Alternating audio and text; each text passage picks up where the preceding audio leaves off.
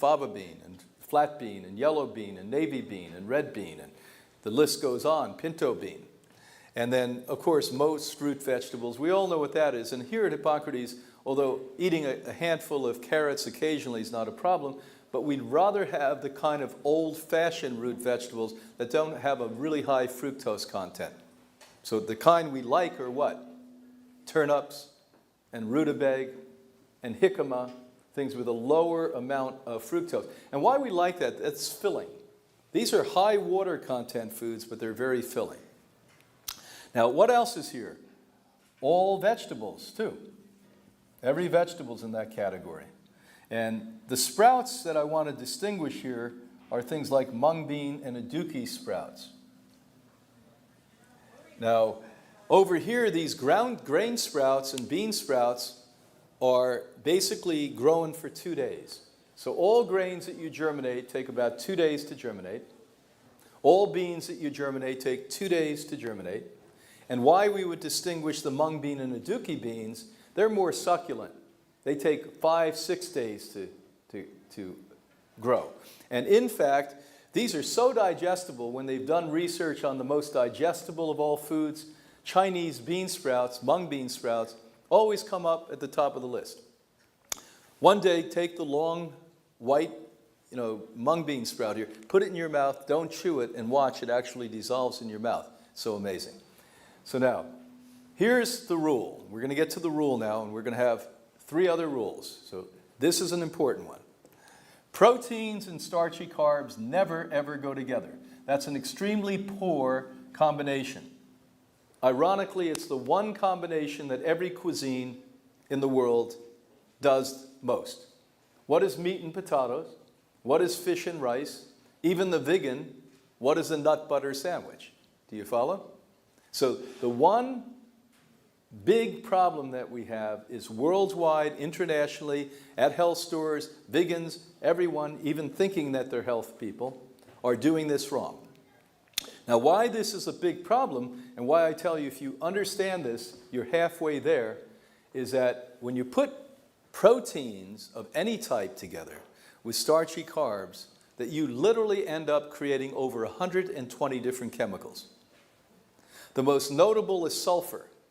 Now, you know this because the wondrous fragrance that's been somehow coming out of you that you never take credit for smells like rotten eggs.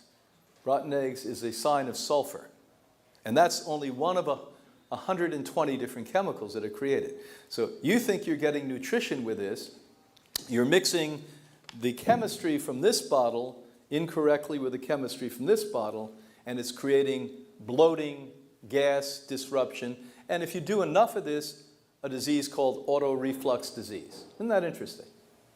That you're actually regurgitating so much acid, it comes up and burns the esophagus, and it's a good pathway to get esophageal cancer. Now, that's what you do if you do this long enough.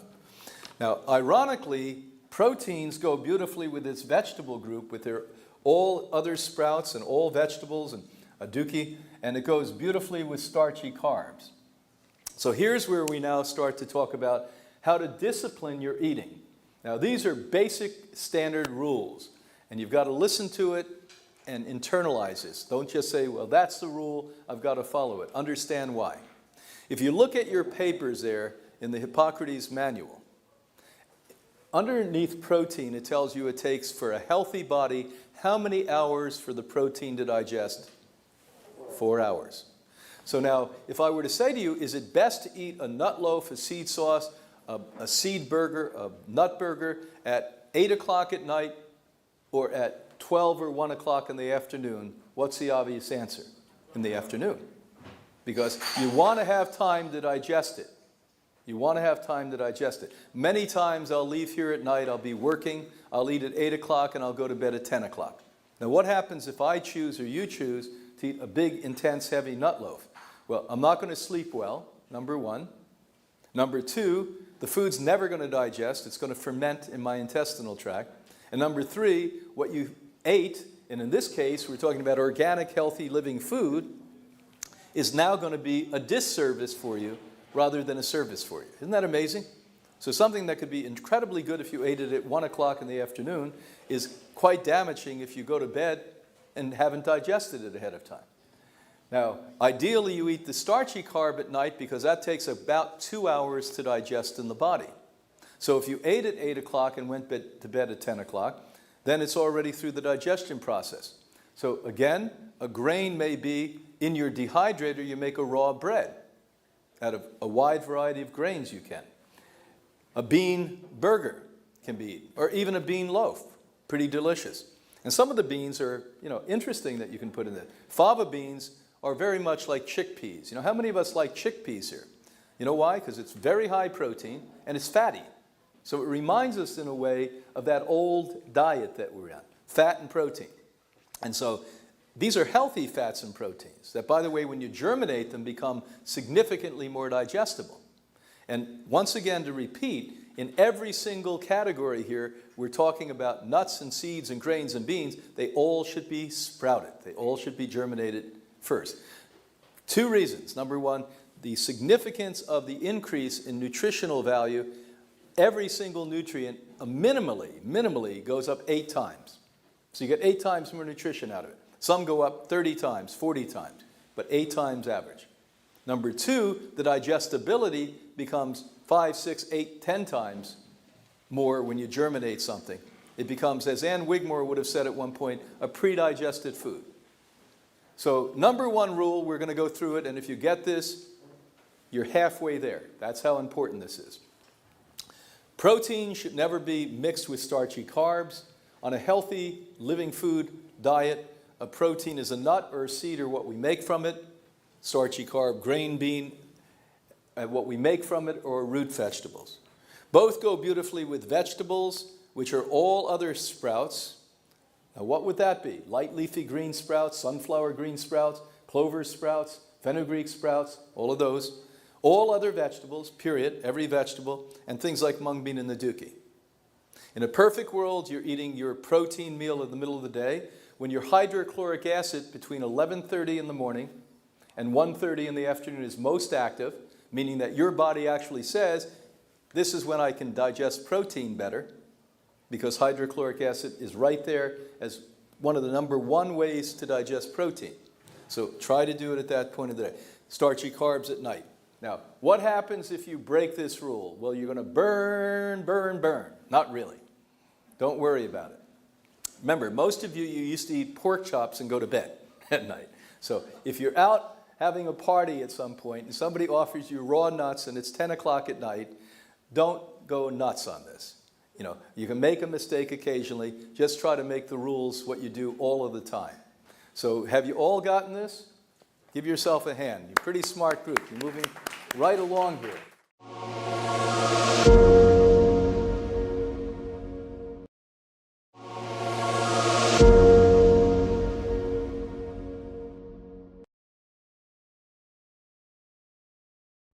Now we go to the number 2 rule, and this is one of the hardest rules here at Hippocrates, because I know that at one point, decades ago, if you'd said to me, have you ever eaten a raw food? Well, the only thing I would have been able to come up with is every once in a while when I could not find a candy bar or cake or ice cream, just because I needed something sweet, I would eat fruit. Not that I liked fruit. Fruit was never sweet enough. I don't know how many of your homes did what my home did, but my loving parents, wonderful parents, when we ate cantaloupe, we put sugar on it, because cantaloupe wasn't sweet enough. How many of you remember that?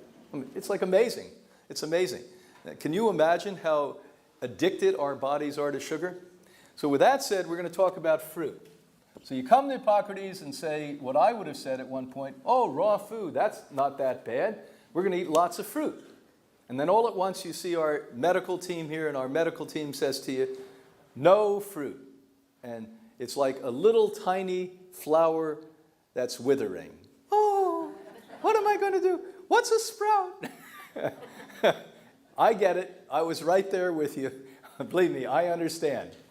Now, fruit is not as simple as we perceive it. You have acid fruit, and we're going to just give some examples. We could go elaborately for hours on this one. Acid fruits are things like strawberries and citrus fruit and things like kiwi fruit. Subacid, that's a big, big category. There's so many things in there. We'll just give you some examples. Apples are in there, and papaya is in there, and grapes are in there, and that list just continues on. And here's the one over here that most of you are going to be advised to avoid, the sweet fruits, the ones you like the most. Things like banana, and my big one was dried fruit. Boy, oh boy, when I first became a raw fooder, my teeth would throb. I ate so many pounds of dried fruit a week. And my favorite were those organic, of course, they always had to be organic dried pineapple. How about the Majule dates? Boy, they would knock me out. I'd be high eating Majule dates. You know, I'd eat like a kilo, 2 pounds of this at a time. You know, bad news. Now, you're going to hear as we go through this. Now, we by chance, over 3 decades ago, found out from our icon, Edie Mae Hunsberg, who wrote the book called How I Conquered Cancer Naturally, where she described her stage 4 breast cancer, how she reversed it on lifestyle. And she started to call us and report to us that her tumors were growing, but not her cancer. After a short period of 3 years, we found out that what it was is during date season, she would eat large amounts of date, her tumor would grow, thank God never proliferated into cancer again. When date season was over in Southern California, her tumors went away. Now, this was alarming to us because in those days, we all thought that fruit, natural, healthy, organic, raw, living, was a great thing to eat lots of. Then we did a little study. We took several of our guests aside. We took half of them off all forms of fruit, carrots, carrot juice, beet juice, any high fructose content. The other half we left on. And after about 10 weeks, we clearly determined that that was the end of fruit for people who had cancer. Within a year after that, we expanded it to people with viruses, bacteria, mold, yeast, fungus, and we were the advocates first in the entire world against fruit consumption in the conquest of this disease. I can add now, because I've learned a lot since then, that it's also a way to prematurely age. I write about this in my book, my book that I write for the academic community, one of the volumes, Food is Medicine. And we give you all the standard research on that.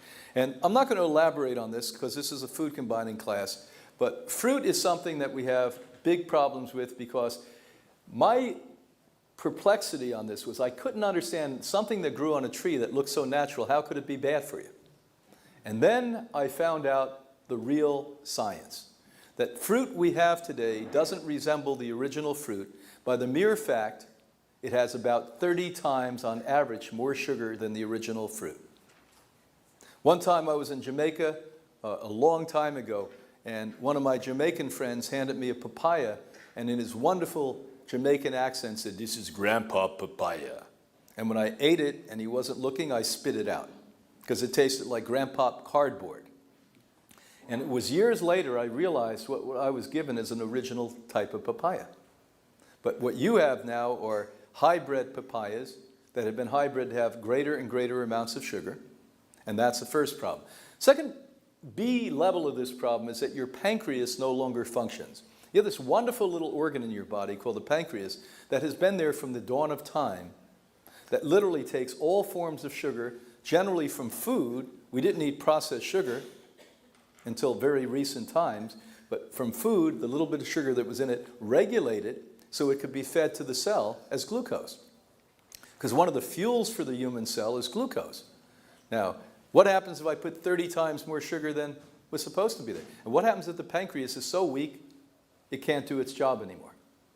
What happens if that occurs is you end up with blood sugar. You don't end up with health and sugar that feeds a cell if you have too much sugar, and if the cell isn't being processed correctly through the pancreas, what you end up with is massive amounts of sugar in the bloodstream. And when that happens, now you have problems. Not only do you have the notable low blood sugar conditions, hypoglycemia, the high blood sugar conditions called diabetes, but you also now have sugar available for cancer cells and viruses and bacteria and molds and yeast and fungus, etc.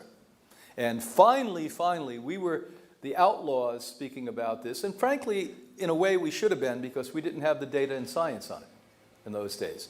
But now, the legitimate scientific community has stood shoulder to shoulder with us. My book called Sweet Disease articulates this deeply for those of you who are really interested in getting over your sugar addiction.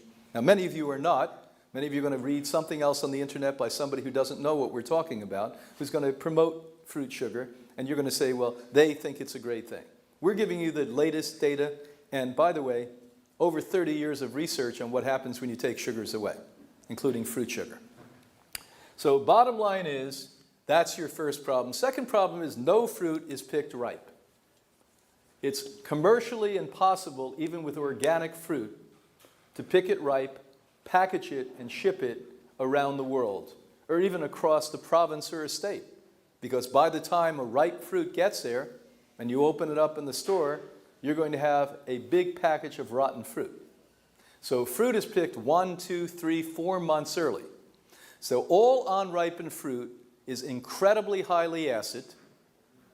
So if you want to ruin your teeth, if you want to create arthritic conditions and advance osteoporosis, if you want to weaken your cells, that weaken the nerves, and that's why acidity, you feel more pain, and weaken the organ systems, great, then eat unripened fruit. And once again, all fruit, commercial fruit, including organic fruit, is picked unripened intentionally.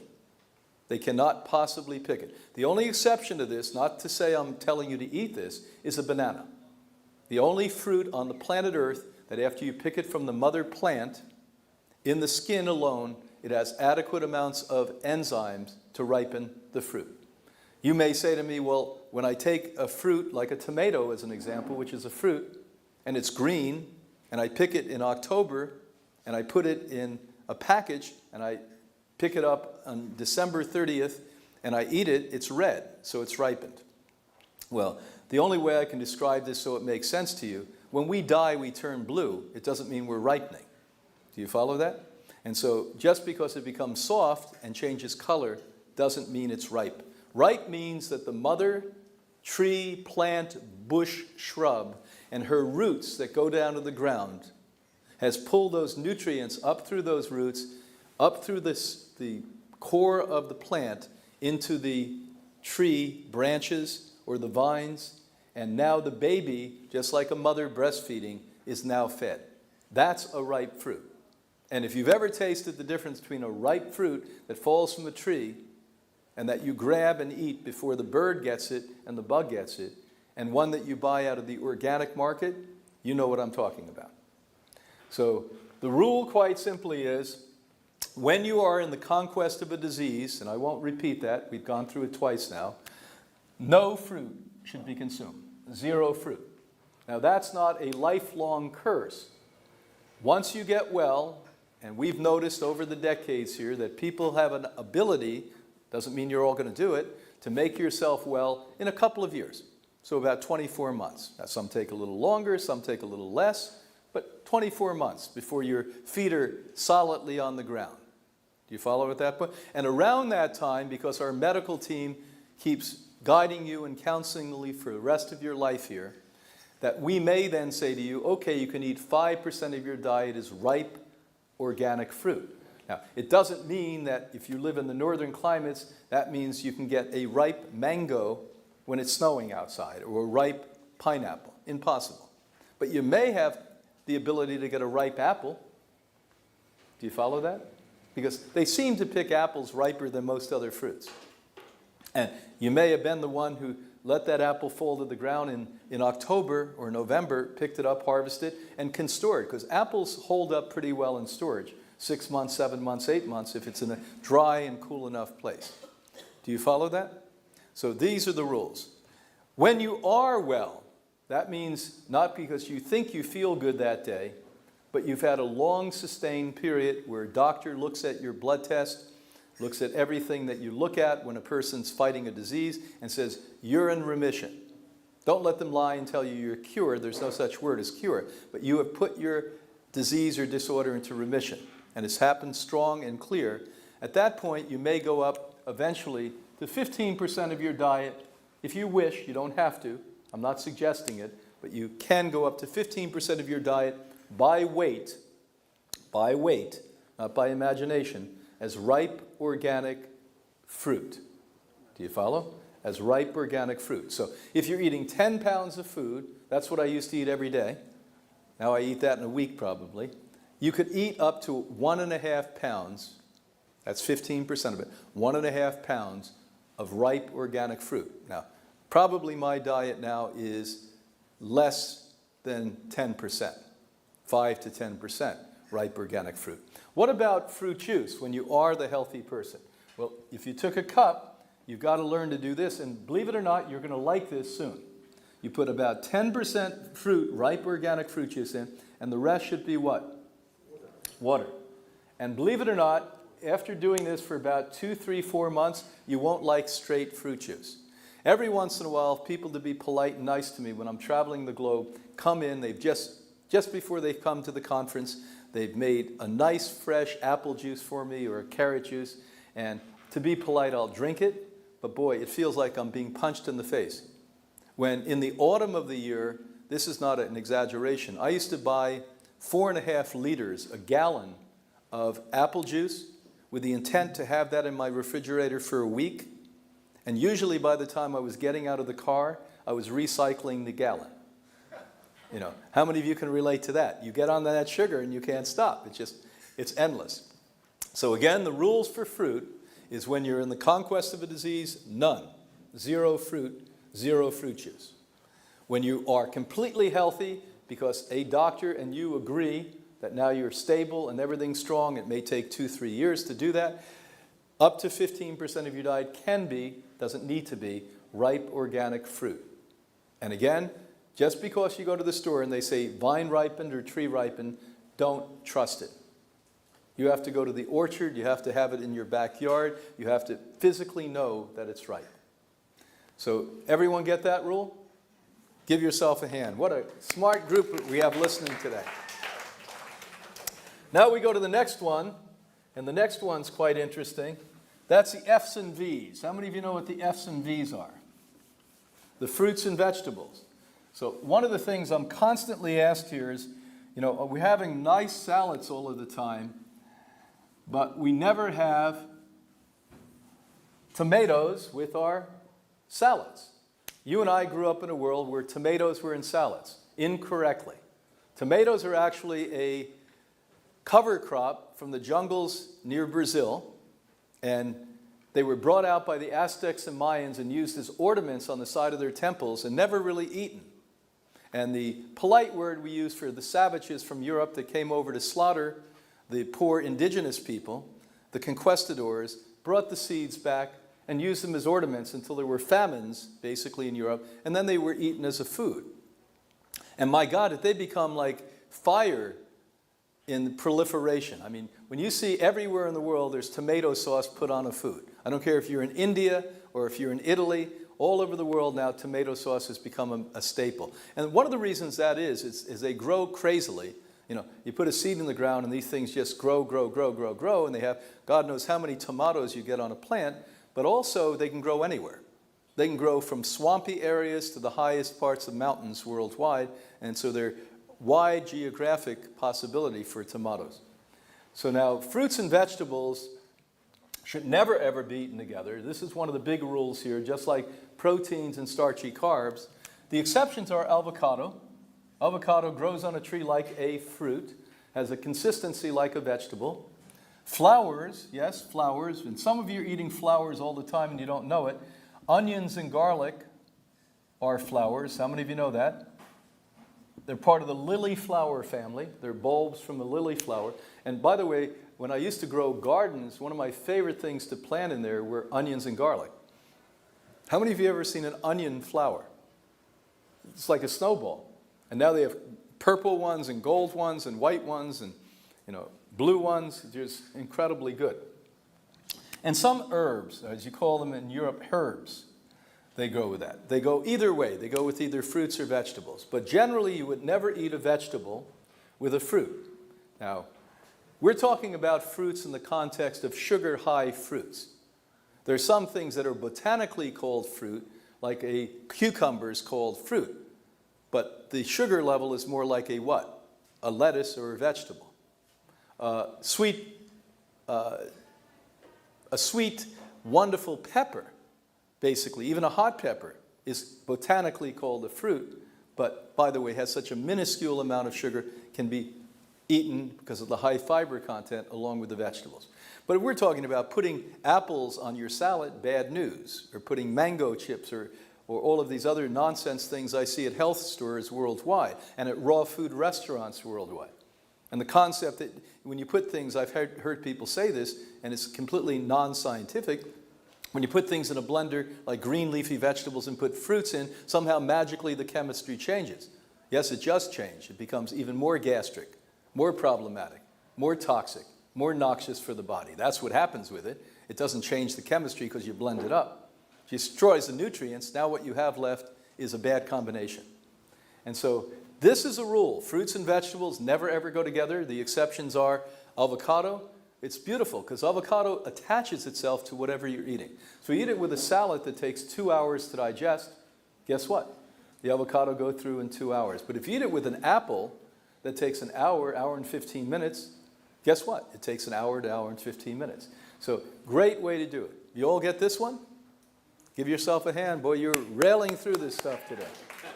Now we go to the next one, and this is the most fun we're going to have, because we're going to, remember Mr. Potato Head? All over the world we had Mr. Potato Head. And in my house, being Irish, we had a lot of potatoes, potato heads. You'd get these little eyes you'd stick on them, and mouths you'd stick on them, and arms you'd stick on the potatoes. And Irish families, we had potato heads all over the place. But the reality is, this is really similar, because now we're going to make foods into people. And the first food we're going to make into a person is Joe the truck driver, the lorry driver. This guy wins the international award for driving the best lorry in the world. He wins for the last 10 years, he's come out #1 driving trucks globally. Now we're going to give Joe the truck driver, lorry driver, a big, big job.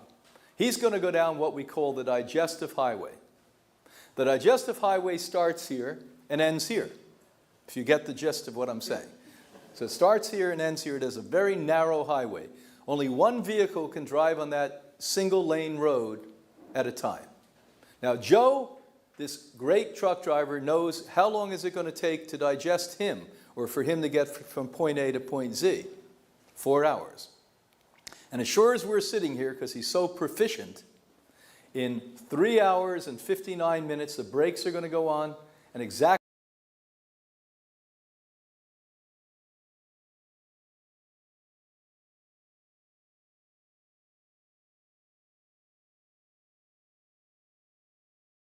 Welcome here to Hippocrates Health.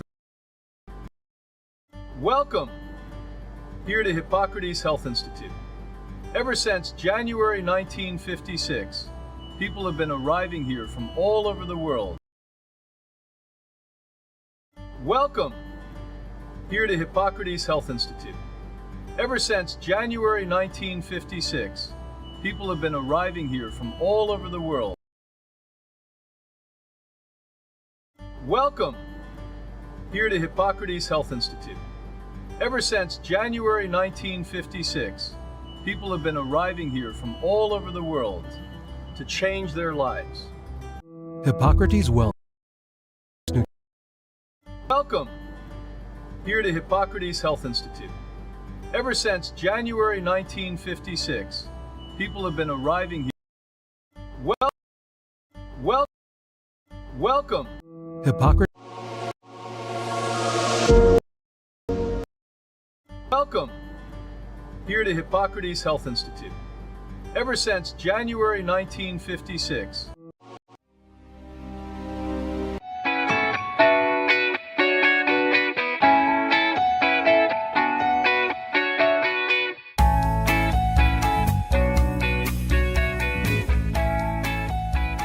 Hi, my name is Anna Maria Clement and co-director of Hippocrates Health Institute.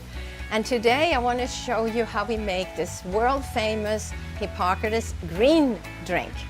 And there is a lot of goodies in here that will help your whole system and give you health. We have the famous sunflower sprouts. Sunflower sprouts, well, what's so good about them? They are a huge part of this program. We eat them, we drink them, and they have perfect protein. They also help every cell in your body. They help the skeletal system, your muscular system, circulation, of course, and your neurological system. And I will also add pea sprouts. Pea sprouts have protease and helps you digest protein better. And it also helps neurological and your skeletal and muscular system. Then I will add celery. What's so good about celery? It has organic sodium, really helps your circulation, so it's great for your heart. Then you have cucumber, which I've cut up already, but cucumber has minerals that really helps your kidney, bladder, your lungs, your joints. So I want to have that. And of course, I'm called the garlic queen. I like to put garlic in everything, and especially in these days when we need to have even more health and boost our whole system and every cell in your body. So I use a machine that will grind the sprouts and the vegetables. Realize also that sprouts, these are very special because when you sprout something, they have 10 to 30 times more nutrition than all the vegetables. So we've chosen these, and you can of course add other parsley and watercress and dandelions, and in times when I'm visiting Sweden, I put nettles in here. So there's no limit. Any wild leafy green that's outside, my gosh, put them in, as long as they're edible. So I'm going to put this on to show you, and I'll start with some sunflower sprouts.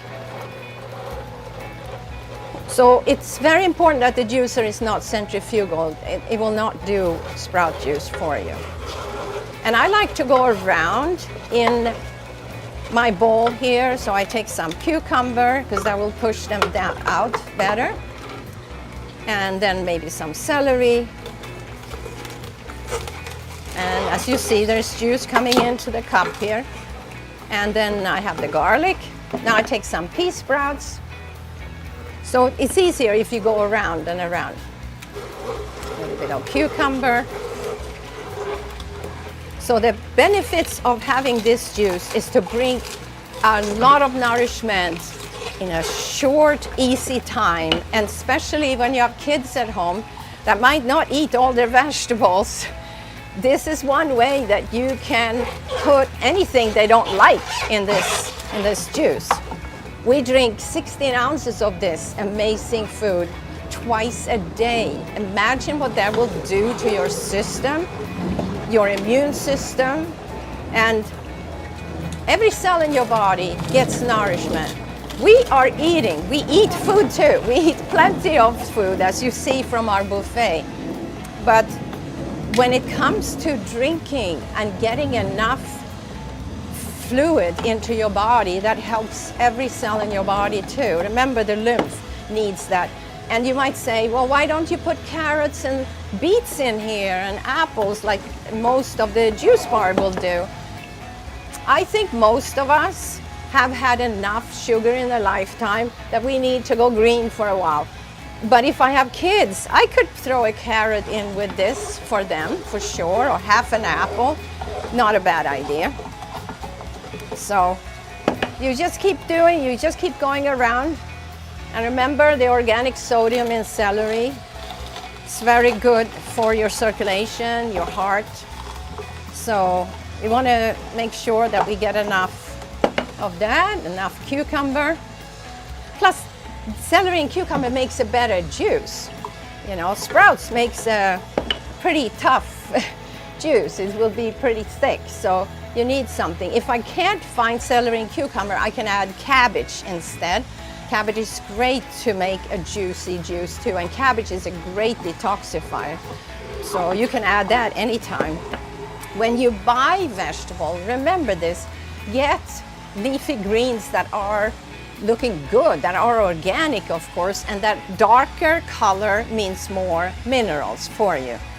So I'm gonna enjoy this juice here.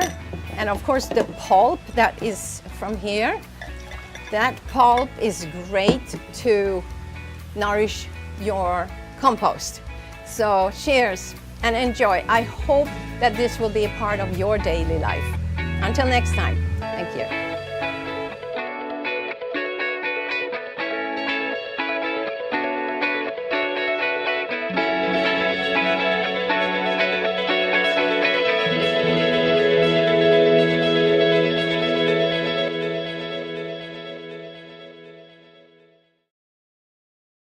Hi guys, I'm Elle McPherson and I am here at the beautiful Hippocrates Wellness Center here in Florida, Palm Beach. I've been here for a couple of times. I absolutely love this place. I love the theories and the education that I've learned here, and also all the practices. So today we're going to have a little chat about wheatgrass, which is ancient technology for the 21st century. This has been around for years and years and years. It is some of the most nutrient-dense product that you can find, nutrient-dense grass that you can find. It's wheatgrass. 1 ounce of wheatgrass is equal to about 5 pounds of raw, organic, fresh, green vegetables that you can grow in your own garden. What I love about wheatgrass is its healing properties. It is so nutrient dense, and I found with my own wellness journey that it's been a huge part of my wellness journey. So I take 2 ounces in the morning, 2 ounces in the evening or in the afternoon. And I have my own wheatgrass machine, and I also grow wheatgrass, which is very easy to do. You can grow it anywhere, cold climates, hot climates. I'm in Florida and I have a bed like this, and actually what's really interesting with wheatgrass is if you cut it, it actually grows up again, so you can cut your wheatgrass and you can get 2 loads out of something like this. But it's super, super, super nutritious and really great for the body. It is an antiseptic, it's healing. Often people, once you've made the juice and you have the paste of the grass, you can put it on your skin. If you have a skin ailment, you know, sort of an eczema or psoriasis or something like that. So it is like God's gift to us. So I'm going to show you how to do it. It's very simple. First of all, I've washed my hands. You put on your juicer and then you just feed it through. Now what's interesting with this is it's very potent, so you don't need a lot. And I'm going to do this here. And see this incredible, look at this pulp. This is a great juicer, by the way. Look at this. So this is what you can make sort of like a, you can put it on your body if you need to. I'm not going to touch that. I'm going to put some more in here. And we're going to make a beautiful wheatgrass shot for me. It smells delicious. It's sweet. And I think what you'll find is once you start, like there are a lot of people in the beginning that say, oh, how am I going to do wheatgrass? The smell is really, really, really strong, but really beautiful. You know it's healing you from the inside out. And so you get to the point where you really crave it. And that's been my experience, where I just crave wheatgrass because I know that it's healing me on every level. And as I said, it is ancient technology for the modern age. And let me see how we go. I'm going to stop here. I'm going to turn this off. With that, because it drips on the table. Do a little shot. There it is. Magic.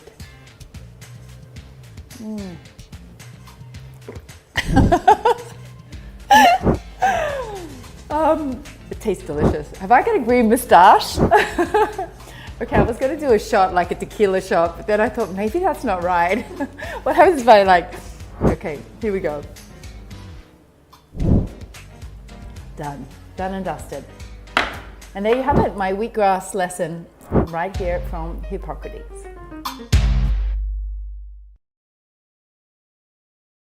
Welcome here to Hippocrates Health Institute. Ever since January 1956, people have been arriving here from all over the world to change their lives. We are so excited about having you here on the campus with us. There's a few little bits of advice I'd like to give you.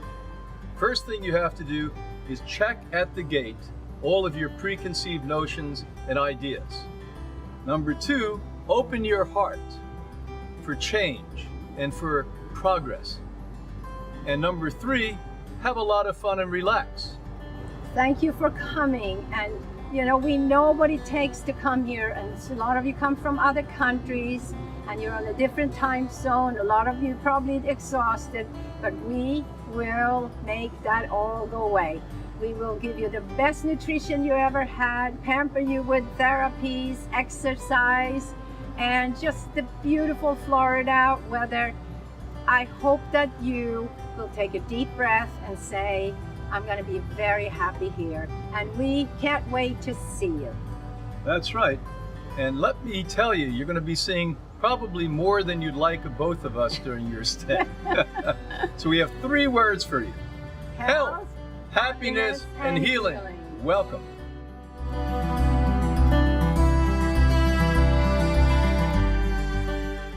Hippocrates Wellness, plant-based nutrition and wellness program.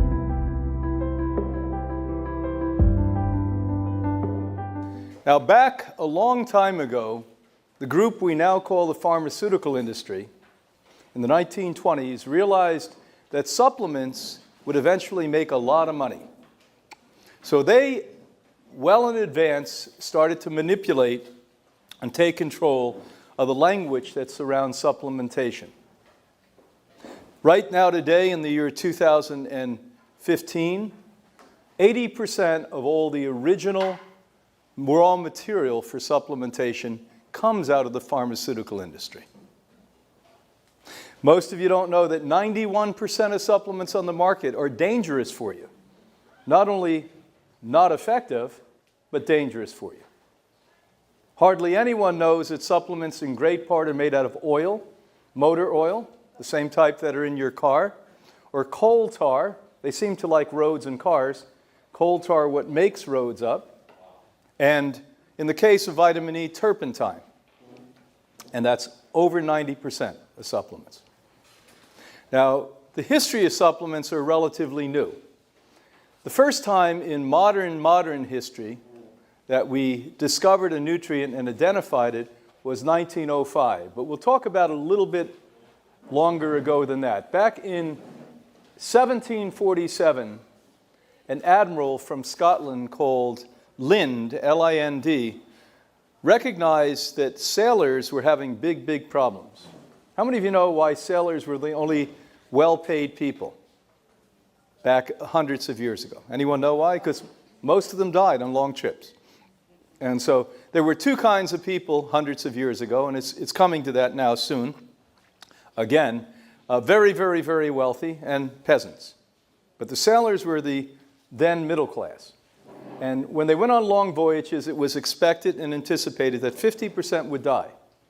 And what they died from is what today we call scurvy. Now, scurvy is not an infectious disease, it's a nutritional deficiency. And Admiral Lind somehow instinctually knew this. Now, there was no science on this. We didn't know what a nutrient was. We didn't know there was something in food, and we could pin it and identify it. But he said, let's start to bring food along on these long voyages and see if we can stop the scurvy. And he brought limes along, and that's why you Brits that are sitting here among us today are called limeys. Isn't that interesting? So that's where the term limey came from, because when the British sailors would come into town and into the port, they would always smell like limes. And after a short time, they recognized on the really long voyages where they went around halfway around the world, that limes would begin to rot, so they started to take garbanzo beans or chickpeas and sprout them, and guess what? Both limes and sprouted chickpeas have vitamin C in it, and it was a vitamin C that eradicated scurvy. And so, interesting stories, but it wasn't until 1905, another British, I guess the British were ahead of all of us on this one, 1905, you had a wonderful guy called Fletcher, William Fletcher. And William Fletcher had this crazy idea. People were dying in great part from beriberi in those days. And he said, well, maybe there's some energy in the food that literally could take care of this beriberi. And he personally, with his own little fingers, this doctor, took the nutritious part off rice, put a lot together, compacted it, and started to give it to people with beriberi, and lo and behold, they reversed that disease. Now, that was called B1, or thiamine. So the very first nutrient we identified was just a little over a century ago. Now, where we got the name vitamin was by a Polish-born guy called Funk, Kazimierz Funk. What a great name that is. How come I get a name Brian? I should have been Kazimierz Funk, you know. And Kazimierz Funk had this brilliant idea, because he took from Greek the word vita. What does vita mean? Yeah, the building across the street, the medical building, is called vita, because it's a life building. And he took amine, which means growth, from nitrogen. So the word vitamin means life growth. Isn't that great? So we had that established in 1912. From that point until about 1955, more than 80% of the nutrients that we have identified and utilized today were actually put together, understood, and researched. Now, in that period of time, a lot has happened, but recognize 100 years is a really young science. This is not an old science, it's a very young science. And what I always say to people is, if you think in very practical ways, which seems not to be happening very often today, you recognize that nature, with its infinite wisdom and the way the universe works together in an integral mathematical pattern, has created many, many things in these foods that we've yet to identify. Now, when we start to isolate them, separate them, segregate them, and market them, we are going to lose the subcultures or the nuance in that food itself. I think we're yet to find the vast majority of the goodness in food. Slowly but surely, as time evolves, we start to discover important things, like phytochemicals. Phytochemicals, to me, are hands down the most significant finding in the history of nutritional science. If you look at all nutritional science that started in 1905, wasn't made a science until 1928. Where was it made a science? Here in the United States, and it was at Cornell University, where a group of biologists came together and said, this is really serious stuff, and so if we can combat diseases like beriberi and scurvy, and that's what they knew in those days, and now we know in these days, every single disease known to man has a nutritional component. As a matter of fact, Linus Pauling clearly stated it. There is no disease that doesn't have a direct connection with the lack of nutrition. Some in great part, some in small parts. I believe many, many diseases today obviously are created because of the lack of nutrition. We go back to Darwin, who said it beautifully. Darwin said, survival of the fittest. You know what that means? The weak guy gets attacked. And if you are weak because of malnourishment, and that's not hard for you to understand, if we don't feed you at all, you die. If you feed yourself inadequately, you partially die. And when you're partially dead, you become vulnerable and weak.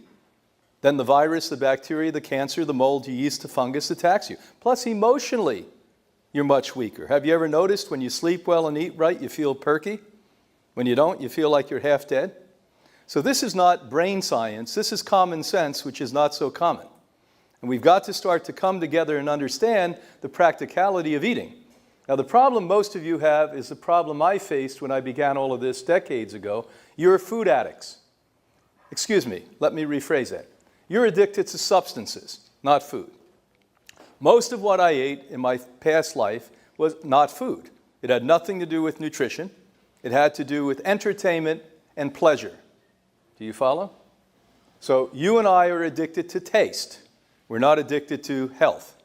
We're not addicted to building the cells and making our body strong and vibrant, giving ourselves the potential to go against the Darwinist theory of what? Survival of the fittest. The strongest survives.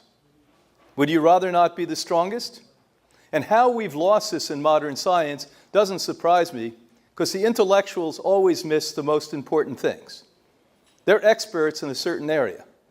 They don't see the big picture. And the big picture is nutrition is fundamental for health.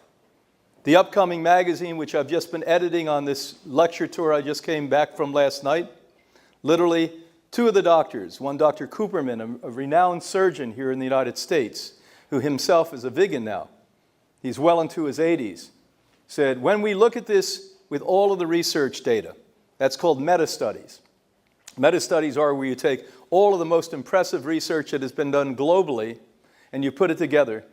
The one stunning number we come up with is 80% of human health comes from the diet you eat. And I totally agree with this. 80% of human health. This is one of the most renowned surgeons in the United States and has been for decades. Now, when we start to understand this, you have a choice to recognize you're an addict and recognize that you're going to whine and you're going to cheat and you're going to hide and you're going to say, look at, I know what they say makes sense because I feel it makes sense, but I still need cupcakes. How do I know this? Because I felt the same. I still need ice cream. Oh yes, it's not going to be the dairy variety because at least I have enough integrity not to do that. I'll go out and get coconut ice cream. Same level of sugar in it. Do you follow me? Just because it says organic on it doesn't mean it's healthy. And it certainly doesn't mean it's nutritious when it's been cooked. Because one thing that everyone concurs with, at least anyone with common sense and integrity, not the intellectuals, is that when you cook something, you basically destroy most of the vitality and nutrition in it. And we're going to get into that. So today with supplementation we start, very new science, wasn't a science till 1928, first discovery 1905. Most have what we've discovered happened between 1905 and 1955 in 50 years. And things like phytochemicals come along where we say, my God, isn't that amazing that nature, food, the wisdom of the universe, created disease-preventing and disease-altering elements in every single raw fruit, vegetable, and more so sprout. Disease-preventing, disease-altering, life-extending elements called phytochemicals that literally are in every single raw vegetable, fruit, and more so sprout.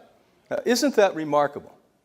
Now, when I start to study these things deeply, as I do, I start to realize that there is a universal plan. You want to call it spirituality, you can. Some of you may call it religion. I don't care what you call it. I don't care how you like to label it. But I can assure you, science is documenting it's real.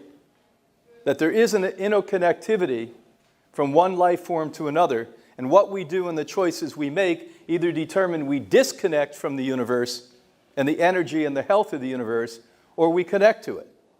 And the big word that we have to employ is to become humble. We have to humble ourselves and stop being arrogant. Stop thinking we know more than nature. Stop thinking that somebody is brighter than what has happened here for millions and millions and hundreds of millions of years. And somebody has to, along the way, rather than fight the tide, it's like trying to stop the ocean waves with your hand. Is it going to work? Most likely you're going to go under the wave and drown. It's better to get on the wave and ride the wave. Do you follow? Go along with the process. Now, when it comes to vitamin and mineral supplements, the first subject we're going to speak about, we're going to break this into 3 categories. These are incredibly important nutrients that you need on a daily basis, because the human cells, the 100 trillion cells that the human body possess, that's constantly renewing. When one cell dies, in ideal terminology, another cell is born, a stem cell. Isn't that great?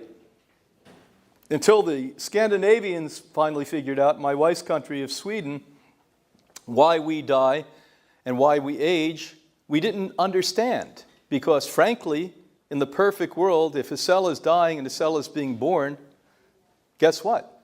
We shouldn't be aging. We shouldn't be getting old. We shouldn't become decrepit. Then they started to realize by lifestyle choices, today we call that a big scientific name called epigenetics, the food we eat, the emotions we have, one way or another, the exercise we do, there's these little things that we can now measure for longevity called telomeres. Any of you ever hear about a telomere? And they're little tails at the end of DNA. Now, we can actually look at these, and it's a pretty good science today. I wouldn't say that we're really fluent with it yet, but it's a pretty good science. Really short telomeres means, uh-oh, you're going to die soon. Really long telomeres say, hey, you've been doing pretty well. You haven't been under that much stress. You've been eating good. You've been exercising. Your environment, you probably like the relationship you're in. You probably like the job you're in. Because there's lots of factors, not just the food factor. But the big thing the Swedes showed us, the more you eat, the shorter the telomeres get. Uh-oh. Now, so you've been taught, even by the health food industry, you need to overindulge in food. Constantly eat. You need to eat breakfast, you need to eat lunch, you need to eat dinner, here's the snacks, here's the snack food, you got to eat between meals. Some people say you've got to eat every 3 hours. How many of you listen to all of this nonsense? Where overwhelming evidence today shows us that the more you eat, the quicker you go. Because the body was programmed to eat very little occasionally. How many of you know that? Because your ancestors were not living in an affluent culture that had supermarkets in it. They actually were nomadic, moving from place to place, and when they found food, they felt fortunate, ate, and continued to move on. So for most of the time your body on this planet was evolving, it was evolving with very small food that was highly nutritious. Highly nutritious food. Today, most organic food is not nutritious. All organic processed food has little to no nutrition in it. Do you follow?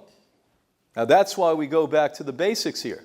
Why we're actually showing you how for pennies, no matter what socioeconomic sphere you're in, you can actually grow food, no matter where you live on the planet Earth, 12 months a year, called sprouts in your kitchen. And once again, I'll repeat for the second time in this talk, that sprouts are at the top of the list for phytochemicals. And phytochemicals are the most important finding we've ever discovered in the history of nutritional science. It's this high compared to this high with everything else because it's what helps to prevent and reverse disease and premature aging. Where are most of them? In sprouts. In sprouts. In sprouts. So why do we overindulge in sprouts here? Now, we were very fortunate because our founder certainly was a scientist, but she had something, again, that most people lack called common sense. And she somehow felt really earthy about this. She said, my God, can you imagine here, she was living in Boston, Massachusetts, where it was cold and ungodly weather, for 7-8 months a year there.